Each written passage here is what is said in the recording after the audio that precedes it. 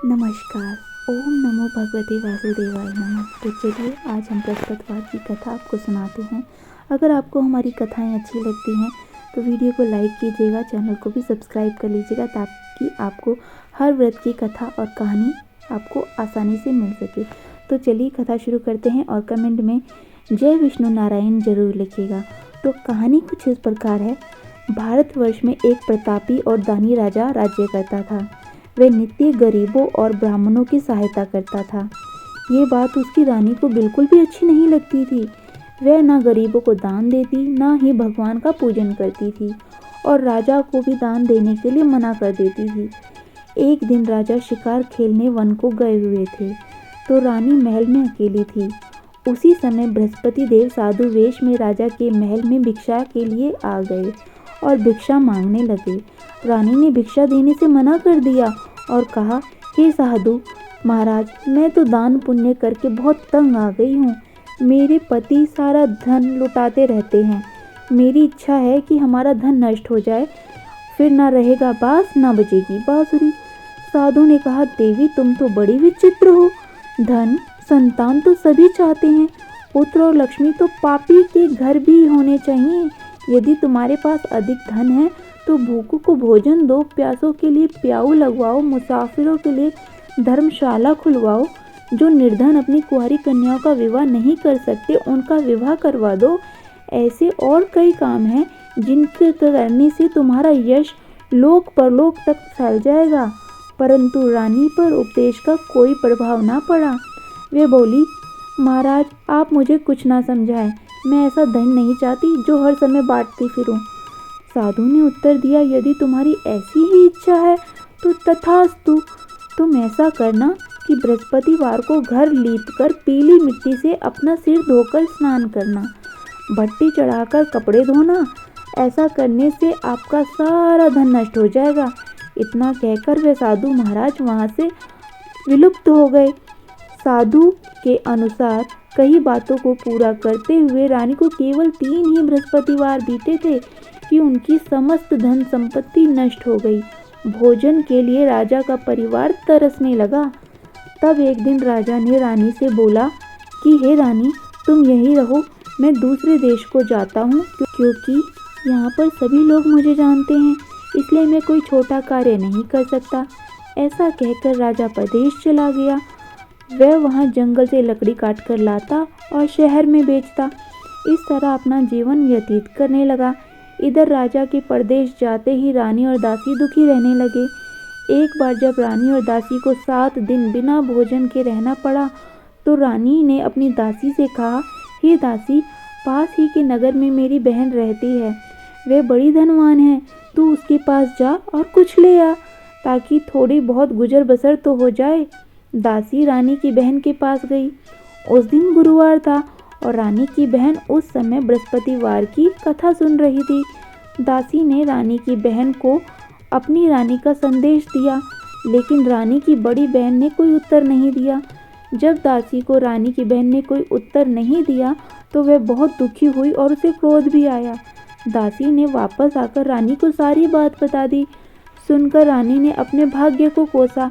उधर रानी की बहन ने सोचा कि मेरी बहन की दासी आई थी परंतु मैं उससे कुछ बोल नहीं सकी, इससे वह बहुत दुखी होने लगी।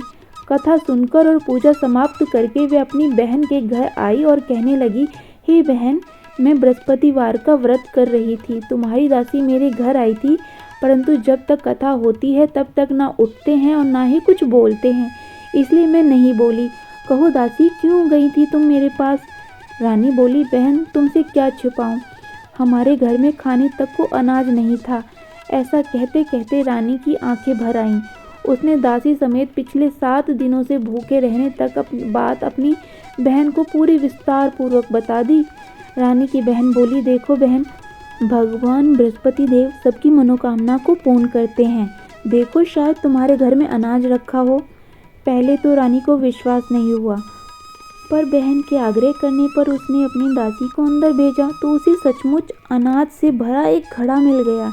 ये देखकर दासी बड़ी हैरान हुई।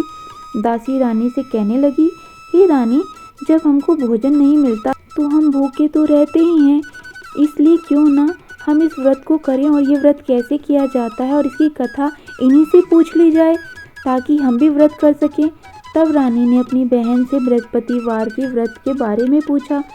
उसकी बहन ने बताया, बृहस्पतिवार के व्रत में चने की दाल और मुनक्का से विष्णु भगवान का केले की जड़ में पूजन करें तथा दीपक जलाएं, व्रत कथा सुने और पीले भोजन ही करें। इससे बृहस्पति देव प्रसन्न होते हैं। व्रत और पूजन विधि बताकर रानी की बहन अपने घर वापस लौट आई। 7 दिन के बाद जब गुरुवार आया तो रानी और दासी ने व्रत रखा। गुड़साल में जाकर चना और गुड़ ले आई और फिर केले की जड़ में तथा विष्णु भगवान का पूजन किया। अब पीला भोजन कहाँ से आए, इस बात को लेकर दोनों बहुत दुखी हो गई। चूँकि उन्होंने व्रत रखा था इसलिए बृहस्पति देव उनसे प्रसन्न थे, इसलिए वे एक साधारण व्यक्ति का रूप धारण कर 2 थालों में सुंदर पीला भोजन दासी को दे गए। भोजन पाकर दासी प्रसन्न हो गई और फिर रानी के साथ मिलकर भोजन ग्रहण किया। उसके बाद वे सभी गुरुवार को व्रत और पूजन करने लगी। बृहस्पति भगवान की कृपा से उनके पास फिर से धन संपत्ति आ गई, परंतु रानी फिर से पहले की तरह आलस्य करने लगी। तब दासी बोली, देखो रानी, तुम पहले भी इसी तरह आलस्य करती थी, तुम्हें धन रखने में बहुत कष्ट होता था, इस कारण सभी धन नष्ट हो गया और अब जब भगवान बृहस्पतिवार की कृपा से धन मिला है तो तुम्हें फिर से आलस्य होता है। रानी को समझाते हुए दासी कहती है कि बड़ी मुसीबतों के बाद हमने ये धन पाया है, इसलिए हमें दान पुण्य करना चाहिए, भूखे मनुष्य को भोजन कराना चाहिए और धन को शुभ कार्यों में खर्च करना चाहिए, जिससे तुम्हारे कुल का यश बढ़ेगा, स्वर्ग की प्राप्ति होगी और पितृ भी प्रसन्न होंगे। दासी की बात मानकर रानी अपना धन शुभ कार्यों में खर्च करने लगी, जिससे पूरे नगर में उनका यश फैलने लगा। एक दिन राजा दुखी होकर जंगल में एक पेड़ के नीचे आसन जमाकर बैठ गया। वे अपनी दशा को याद करके बहुत व्याकुल होने लगा। बृहस्पतिवार का दिन था। एकाएक उसने देखा कि एक निर्जन वन में एक साधु प्रकट हुए। वे साधु वेश में स्वयं बृहस्पति देवता ही थे। लकड़हारे के सामने आकर बोले, हे लकड़हारे, इस सुनसान जंगल में तू चिंता मग्न क्यों बैठा है? लकड़हारे ने दोनों हाथ जोड़कर प्रणाम किया और उत्तर दिया, महात्मा जी, अब आप सब कुछ जानते हो, मैं क्या बताऊं? ये कहकर रोने लगा और साधु को अपनी आत्मकथा कह सुनाई। महात्मा जी ने कहा, तुम्हारी स्त्री ने बृहस्पति के दिन बृहस्पति भगवान का निरादर किया है, जिसके कारण रुष्ट होकर उन्होंने तुम्हारी ये दशा कर दी है। अब तू चिंता को दूर करके मेरे कहने पर चलो तो तुम्हारे सब कष्ट दूर हो जाएंगे और भगवान पहले से भी अधिक संपत्ति देंगे। तुम बृहस्पतिवार के दिन कथा किया करो। 2 पैसे के चने मुनक्के लाकर उनका प्रसाद बनाओ और शुद्ध जल से लोटे में शक्कर मिलाकर अमृत तैयार करो। कथा के पश्चात अपने सारे परिवार और सुनने वाले प्रेमियों में अमृत व प्रसाद बांटकर अपने आप भी प्रसाद को ग्रहण करो। ऐसा करने से भगवान तुम्हारी सब मनोकामनाएं पूर्ण करेंगे। साधु के ऐसे वचन सुनकर लकड़हारा बोला, हे प्रभु, मुझे लकड़ी बेचकर इतना पैसा नहीं मिलता जिससे भोजन के उपरांत कुछ बचा सकूं। मैंने रात्रि में अपनी स्त्री को व्याकुल देखा है, मेरे पास कुछ भी नहीं जिससे मैं उसकी खबर भी मंगा सकूं। साधु ने कहा, हे लकड़हारे, तुम किसी बात की चिंता मत करो। बृहस्पतिवार के दिन तुम रोजाना की तरह लकड़ियां लेकर शहर को जाओ।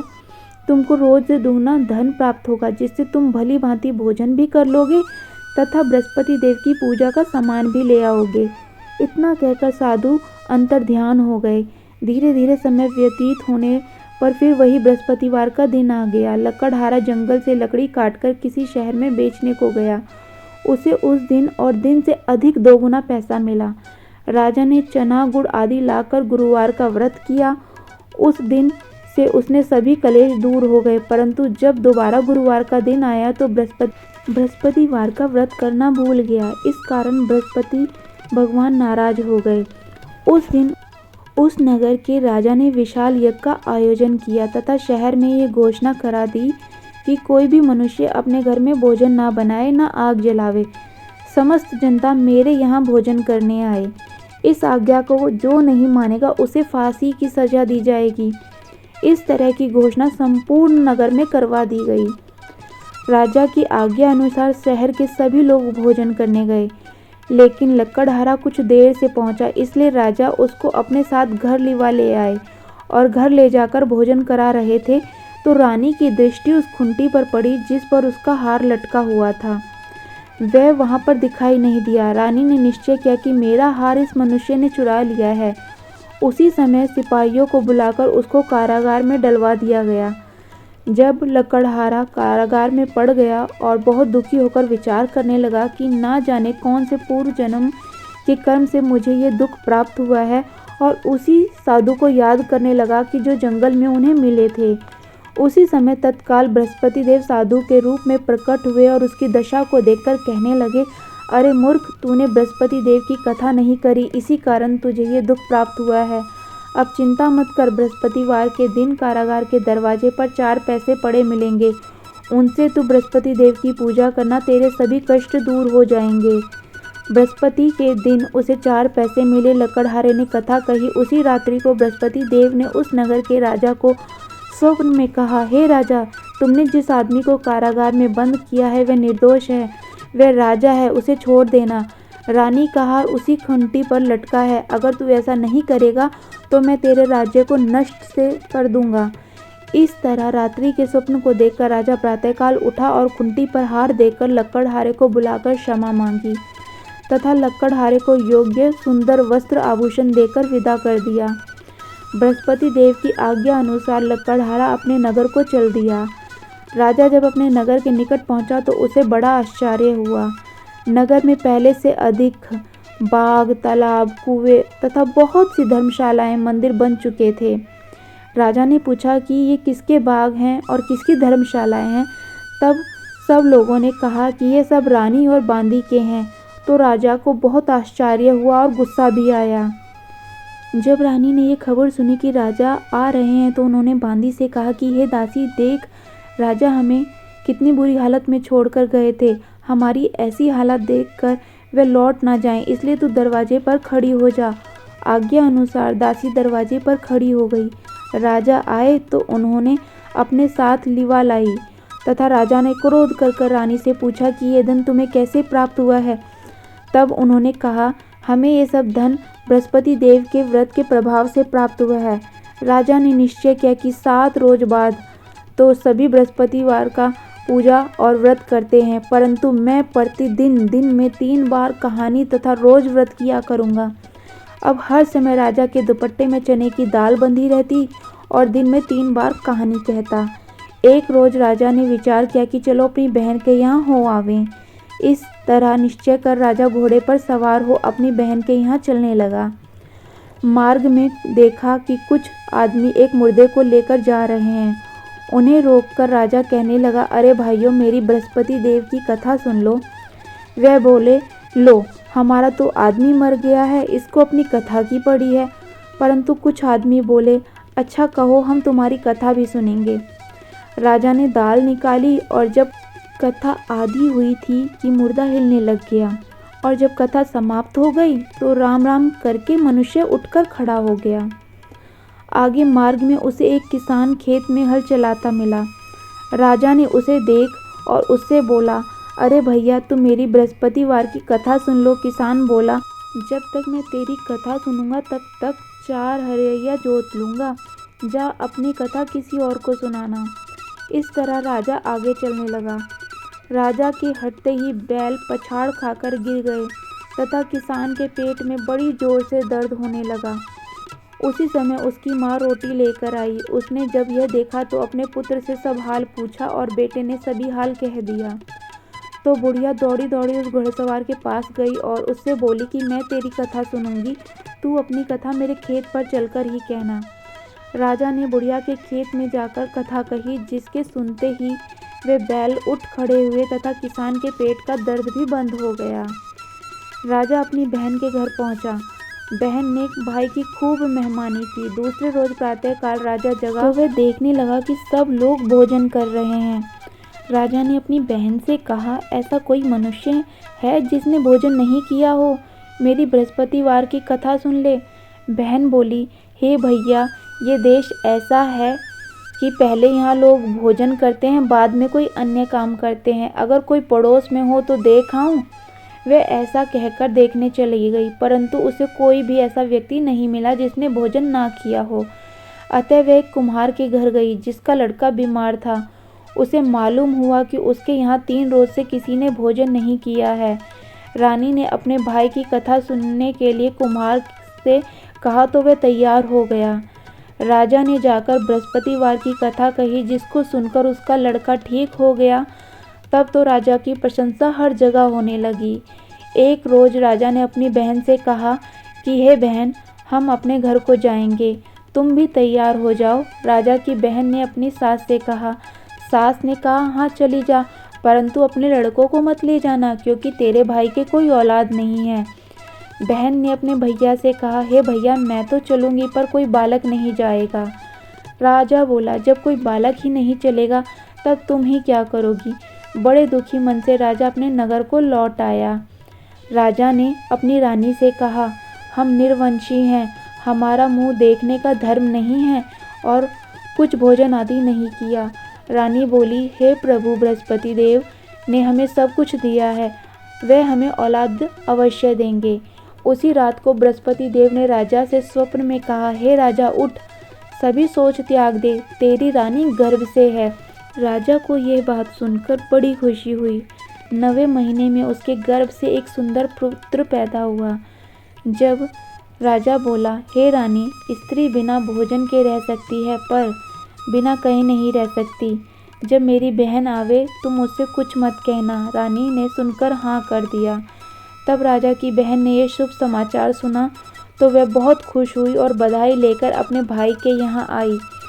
तभी रानी ने कहा, घोड़ा चढ़कर नहीं आई, गधा चढ़ी आई। राजा की बहन बोली, भाभी, मैं इस प्रकार ना कहती तो तुम्हें औलाद कैसे मिलती। बृहस्पति देव ऐसे ही हैं, जैसी जिसके मन में कामनाएं हैं सभी को पूर्ण करते हैं। जो सद्भावना पूर्वक बृहस्पतिवार का व्रत करता है, एक कथा पढ़ता है अथवा दूसरों को सुनाता है, दूसरों की सुनता है, बृहस्पति देव उनकी सभी की मनोकामना पूर्ण करते हैं। बोलो जय बृहस्पति देव की। कहानी कहने वाले, सुनने वाले, हुंकारा भरने वाले सभी पर अपनी कृपा करना।